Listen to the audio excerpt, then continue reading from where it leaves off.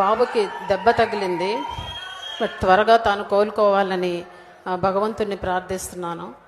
అయినా సరే మొండోడు వెళ్ళిపోయాడు షూటింగ్కి.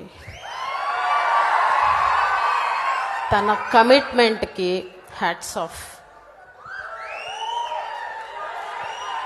అలాగే Charan, many many happy returns of the day నానా. ఈ సంవత్సరం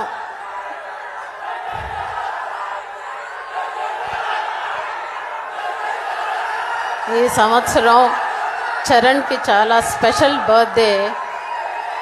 తన 3 బిడ్డలతోటి చాలా సంతోషంగా, అభిమానులు అంతకన్నా సంతోషంగా జరుపుకునే పుట్టినరోజు ఈ సంవత్సరం.